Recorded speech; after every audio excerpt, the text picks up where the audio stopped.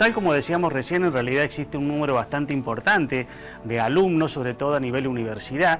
Aproximadamente las estadísticas dicen que entre el 8 y el 15-16% de los alumnos universitarios pueden sufrir esta fobia específica. En realidad es una fobia social de exhibirse, de presentar exámenes que generalmente son de índole los exámenes oral.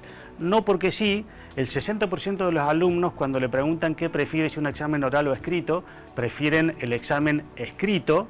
El 20% dice que prefieren el examen oral, se ve que esos alumnos tienen mucha más posibilidad de expresión verbal, y el 20% restante dice que le da lo mismo una situación que la otra. Pero evidentemente el 60% que no desea el examen oral se ve que tiene una sensación de evaluación, que lo van a evaluar más si rinde oral y no escrito, tiene más vergüenza, tiene más situación de temor a la evaluación desproporcionada, a los gestos del profesor, etcétera, etcétera.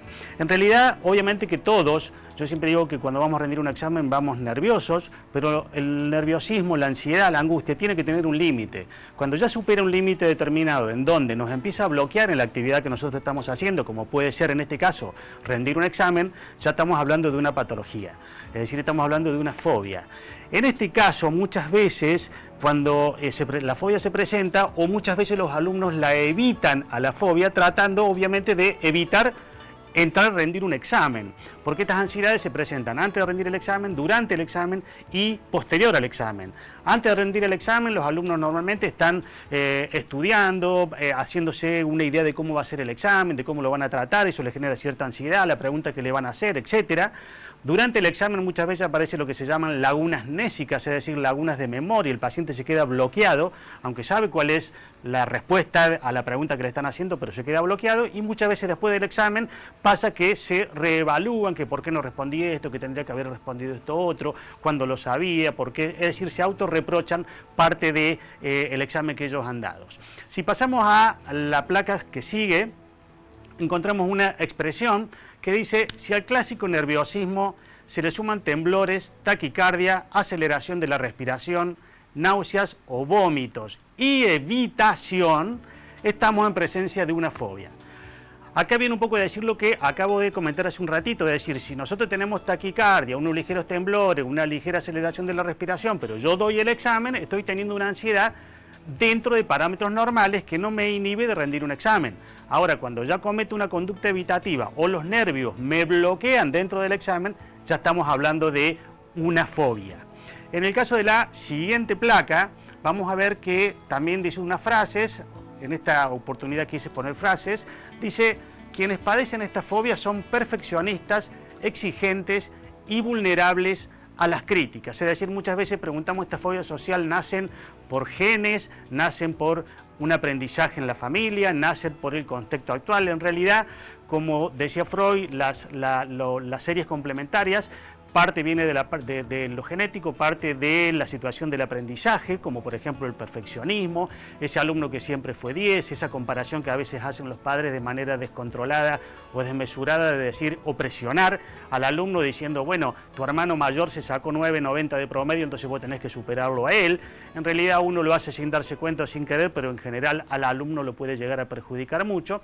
Y también en la última situación hemos hablado obviamente de la autoestima. Cuando nosotros hablamos de la baja autoestima, estamos hablando de que el paciente tiene dificultades en la crítica y al tratar de evitar esa situación crítica, tiende a evitar un examen porque lo puede llegar a criticar el mismo profesor. En esa placa que dice tips para enfrentar los miedos o el miedo, en realidad quiero aclarar que esa placa no es un tratamiento psiquiátrico psicológico, simplemente son tips. El primer ítem dice hacer un plan de estudio. ¿Qué es lo que normalmente nosotros recomendamos? Recomendamos que si de repente tengo que estudiar 20 bolillas y me quedan 22 días, lo óptimo es más o menos que estudie una bolilla por día para llegar al día del examen con 2 días con anterioridad habiendo terminado la lectura. Esto me va a dar cierta tranquilidad.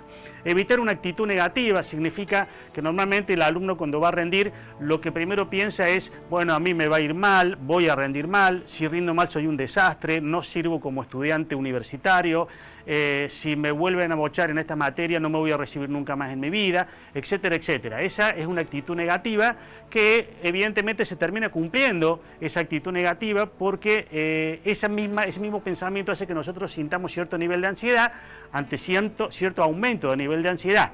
La posibilidad de rendir bien disminuye, con lo cual voy a rendir mal probablemente y la ansiedad sigue aumentando, es decir, entra una especie de espiral. Es una actitud negativa que nosotros muchas veces la llamamos la autoprofecía cumplida, ¿verdad? El descanso previo, hay muchos alumnos que de repente rinden a las 8 o 9 de la mañana y normalmente la noche anterior se quedan toda la noche en vela. Eso no es recomendable, se quedan toda la noche despiertos tratando de rendir o de estudiar las últimas materias o los últimos capítulos, etcétera. No es recomendable bajo ningún punto de vista, ya que el cerebro al día siguiente va a estar muy cansado, muy agotado, no solamente la persona, hablamos de su cerebro en general también. Con lo cual lo óptimo es descansar las 7 u 8 horas previas, independientemente del estudio. Mantener un programa saludable, obviamente que esto significa hacer actividad física, tener hora de descanso, tener hora de actividad. Muchas veces los alumnos dicen no puedo ir al gimnasio porque no tengo tiempo, situación que uno no recomienda. Uno como medida terapéutica recomienda que el alumno haga gimnasia, haga deportes, tenga momentos de recreación o de actividades y por supuesto algo que recomendamos cuando el alumno está estudiando, dejar el celular, porque el celular hoy cada 10 segundos está sonando, nos mandan un mensaje, nos mandan un WhatsApp, etcétera, etcétera, y eso nos distrae mucho cuando estamos estudiando. Es decir, que estos son unos pequeños tips que podemos empezar a utilizar para llegar un poco menos cansado a un examen. Y para ver la última diapositiva, la última placa, una frase que como siempre nos gusta terminar: el miedo es un sentimiento que te hace prisionero del pasado, paraliza el presente y echa a perder el futuro. Si no enfrentás tus miedos, te pasarás la vida huyendo. Evidentemente que hasta hoy, Maggie, se conoce solamente que para vencer el miedo hay que enfrentarlo, no hay otra forma. Lo que nosotros muchas veces vemos es que en la forma y en el momento que uno lo puede llegar a enfrentar, pero no se conoce otra cosa que enfrentarlo y jamás huir. Podemos huir un día, 2 días, 3 días, pero no podemos tomar como medida filosófica de vida el huir. Eso nos va a llevar a que la fobia siga manteniéndose.